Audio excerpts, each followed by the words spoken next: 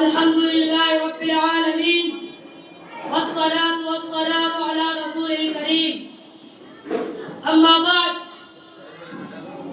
جناب صدر، محترم اساتذہ کرام اور میرے عزیز ساتھیوں، میں آپ حضرات کے سامنے اسلام اور دہشت گردی کے عنوان سے کچھ لب کشائی کرنے کی اجازت کر رہا ہوں. امید ہے کہ آپ حضرات گوش دل سے سماعت فرما کر میری حوصلہ افزائی فرمائیں گے. سامعین کرام، اس وقت تمام ذرائع ابلاغ اسلام پر دہشت گردی کا الزام لگانے پر تلے ہوئے ہیں اور اس پر اپنی تمام تر توانائیاں صرف کر رہے ہیں. تمام چھوٹے اور بڑے فرعونوں نے اس بات پر اتفاق کر لیا ہے کہ اسلام صلح و آشتی اور ہمدردی و مساوات کے بجائے دہشت گردی و خون ریزی اور بدامنی کو فروغ دینے والا مذہب ہے. اس کے دینی مراکز دہشت گردوں کے اڈے ہیں.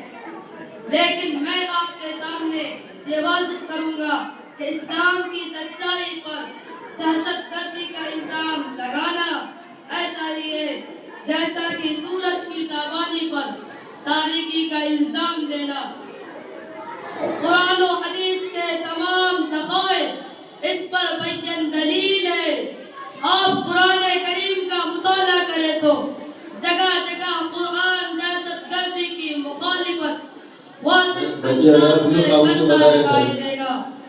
کہیں فسادیوں کا ذکر کر کے واللہ لا يحب الفساد کہتا ہے تو کہیں قتل و غارت گری کی مذمت کرتے ہوئے وَلَا تَقْتُلُوا أَنفُسَكُمْ إِنَّ اللَّهَ كَانَ بِكُمْ رَحِيمًا وَمَنْ يَفْعَلْ ذَلِكَ عُدْوَانًا وَظُلْمًا فَسَوْفَ نُصْلِيهِ نَارًا وَكَانَ ذَلِكَ عَلَى اللَّهِ يَسِيرًا.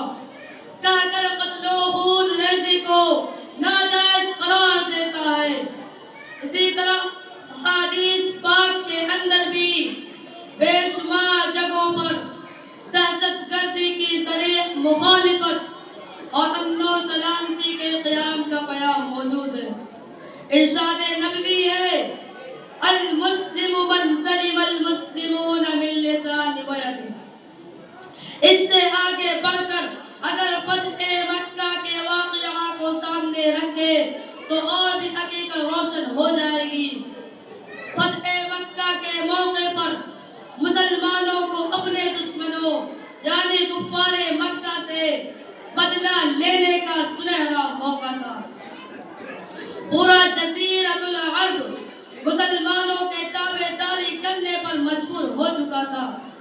کفار پر سراسمگی کی کیفیت طاری تھی. دشمنان اسلام کا گمان تھا کہ آج مسلمانوں کے ہاتھوں سے کوئی بچنے والا نہیں. مکہ کی گلیوں میں خون کی ندیاں بہہ کر رہے گی. مگر اسلام کے ماننے والے اور پیغمبر اسلام پر سو بار قربان جائیے کہ جس نے ظلم کا بدلہ نصرت سے، شقاوت کا بدلہ سعادت سے، دشمنی کا بدلہ دوستی سے دیا. اور مکہ فتح ہوتے ہی نبی آخر الزمان کی زبان ترجمان میں یہ کلمات جاری ہوئے اليوم یوم المرحمہ اليوم یوم المرحمہ لا تثریب علیکم اليوم. وہ سب کو مہر وفا کے وصول دیتا ہے. وہ سب کو مہر وفا کے وصول دیتا ہے. وہ کانٹے پھینکنے والوں کو پھول دیتا ہے. دوستو، یہ ہے اسلامی تعلیمات جن کی نظیر پیش کرنے سے پوری دنیا قاصر ہے. اور یہ بات پورے اعتمادوں کے سامنے رکھے گا، خواہ وہ ہندو ہو یا مسلم، سکھ ہو یا عیسائی، اور تحقیقات کی اپنی تمام تر قوتیں نچھاور کر دے گا تو اسے نتیجے کے طور پر کہنا پڑے گا کہ اسلام اور دہشت گردی کے درمیان اتنا ہی فاصلہ ہے جتنا کہ آسمان و زمین کے درمیان، اور اتنی ہی دوری ہے جتنا کہ مشرق و مغرب کے درمیان. ابھی چند سالوں پہلے 1994 میں روس کے صدر گورباچوف نے بھی برملایا اعتراف کیا کہ اسلام صلح و آشتی کا دین ہے.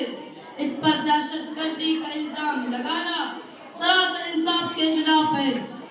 برادران اسلام، ان دلائل اور شواہدات کی روشنی میں بخوبی سمجھا جا سکتا ہے کہ اسلام کا تعلق دہشت گردی سے کسی طرح نہیں ہو سکتا.